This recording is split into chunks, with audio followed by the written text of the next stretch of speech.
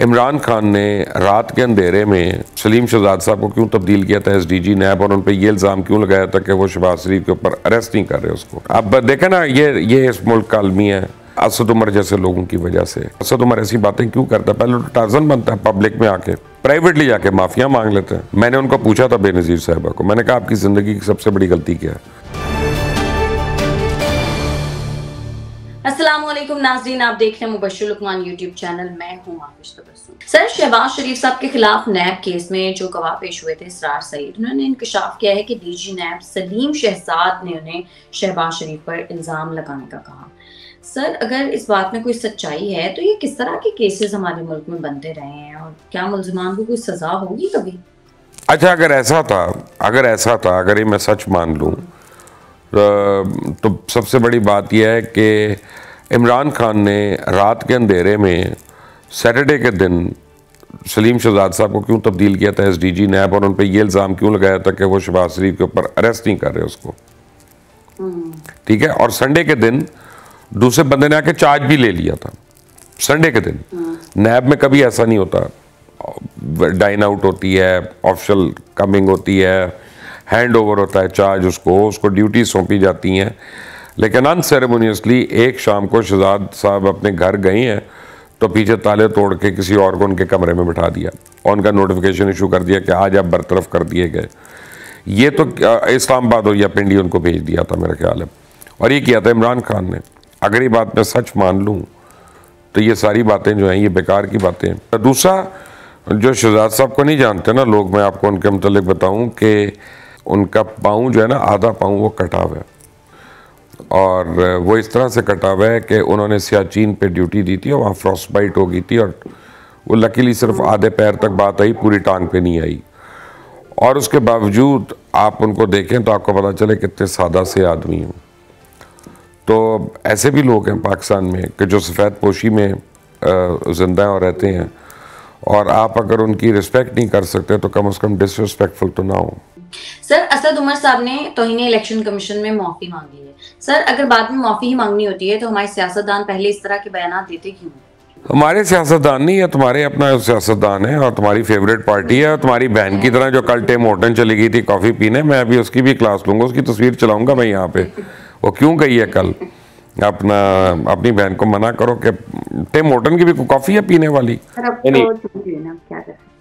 अब देखें ना, ये इस मुल्क का अलमी है असद उमर जैसे लोगों की वजह से, कि एक तरफ तस्वीर आई है कि टिम हॉर्टन के बाहर लाइन बना के लोग खड़े हुए हैं, और दूसरी तस्वीर है कि राजनपुर में लोग आटे के लिए लाइन बना के खड़े हुए हैं। यानी जब इस मुल्क में इतनी डिस्पैरिटी हो तो कुछ शर्म तो आनी चाहिए ना, कोई हयात होनी चाहिए। असद उमर ऐसी बातें क्यों करता है? पहले तो टार्जन बनता है पब्लिक में आके, प्राइवेटली जाके माफिया मांग लेते हैं, तो माफ़ी भी पब्लिकली मांगे ना, उससे ही तरह आवाम के जुलूस के आगे मांगे ना कि हाँ मैंने गलत कहा था, मैं माफ़ी मांग रहा हूँ, अपने किए पे मैं शर्मिंदा हूँ। सर, वो शायद माफ़ी इसलिए मांग लेते हैं कि वो कहते हैं कि चलो जान छुड़ाओ, आगे बढ़ो। जो असूल पसंद होते हैं, जिन्होंने वाकई कोई इनकलाब लाना होता है ना, फिर वो नेल्सन मंडेला की तरह सदियों जेल में रहते हैं, वो फिर अपने घरों में नहीं होते, वीडियो लिंक पे नहीं खिताब कर रहे होते, वीडियो लिंक पे नहीं गिरफ्तारियां दे रहे होते, और बाकी आपकी तरह के वोटर्स उनके जो हैं वो व्हाट्सएप ग्रुप पे गिरफ्तारियां देंगे ना। मैं माविश आपको एक बात करता हूँ, चलें, आप क्योंकि इतनी बड़ी इमरान खान की सपोर्टर है ना, इमरान खान से कहें प्लीज़ गिरफ्तारियाँ करवाए, और कसम है उसको कि पहले अपने बच्चों को बुलवाए, उन तीनों बच्चों का है कि तुम अपने बाप के लिए गिरफ्तारी दो, बुशरा बेगम को गिरफ्तार करवाए, फरा गोगी को गिरफ्तार करवाए, उस्मान बुज़दार को गिरफ्तार करवाए, खालिद आरिफ अलवी वो दांतों वाला कीड़ा निकालने वाला जो है उसको गिरफ्तार करवाए, पता चले ना, धूम धड़क्का हो। और ये बात कही मंसूर अली खान ने अपने एक वीलॉग में, मैं सुन रहा था और मैं बड़ा कन्विंस्ड हुआ कि यार ये मंसूर ने बहुत अच्छी बात की है, सही बात की है, आई एग्री विद हिम। अब मैं आपके थ्रू ये मैसेज दे रहा हूँ।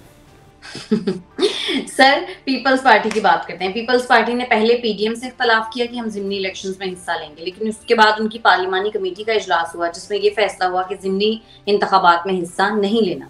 सर, ये कंफ्यूजन क्यों है? ये कंफ्यूजन नहीं है, Peoples Party as a policy elections को बॉयकॉट नहीं करेगी। ये मुझे मोहतरमा बेनज़ीर भुट्टो ने एक दफ़ा कहा था। मैंने उनको पूछा था बेनज़ीर साहिबा को, मैंने कहा आपकी ज़िंदगी की सबसे बड़ी गलती क्या है? तो उन्होंने कहा इलेक्शंस को बॉयकॉट करना। Then you leave the political space. तो वो तो एक नी जर्क रिएक्शन है पीपल्स पार्टी का, जो उन्होंने मोहतरमा की वजह से कह दिया हमने बॉयकॉट नहीं करना। जब पार्लिमानी पार्टी का इजलास, और ये मेरी उनसे बात की हुई है, मैं अपनी सोच बता रहा हूँ, पार्लिमानी पार्टी का इजलास हुआ होगा तो उन्होंने कहा होगा ना पंजाब में हमने कुछ जीतना है, ना हमने KPK में जीतना है। 11 जमातें बॉयकॉट का कह रही हैं, तो हम क्यों मामे बने हुए इमरान खान के, क्योंकि इमरान खान इलेक्शन कह रहा है, हम क्यों उसके साथ मिलें? तो वो उन्होंने इनकार कर दिया। So it's not a confusion, I think it's very clear. Sir, Fawad Chaudhry साहब ने सदर मुमलिकत से गवर्नर्स के खिलाफ आईनी कार्रवाई करने का कहा है। सर, आपको लगता है कि सदर साहब गवर्नर्स के खिलाफ कार्रवाई कर सकते हैं? सदर साहब सिर्फ दांतों का कीड़ा निकाल सकते हैं और कुछ नहीं कर सकते। अब वो पता नहीं निकालते, अब वो भी नहीं निकाल सकते, वो भी उनकी नर्स निकालेगी। कर ले, चेंज कर ले, लेकिन चेंज वो कर सकते हैं प्राइम मिनिस्टर की सवाबदीद पे, खुद से नहीं। तो इसलिए वो कोई कार्रवाई नहीं हो सकती।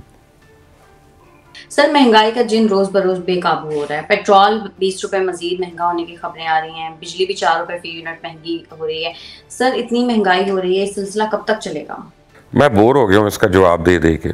नहीं सर, फिर भी सर लोग सुन, उसकी वजह यह है कि हमारी हुकूमत को पता ही नहीं उन्होंने क्या करना है, ना हुक्मरानों को पता है, ना उनको समझ आ रही है, ना अपने खर्चे उनसे कम हो रहे हैं, ना अब ये प्रेसिडेंट हाउस बेचे ना, प्राइम मिनिस्टर हाउस में होटल बनाए ना, ये गवर्नर हाउस गिराएं, ये GORs गिराएं ना, इनको करें अपना नीलाम करें, अभी आपको 5-7 बिलियन डॉलर आ जाएगा।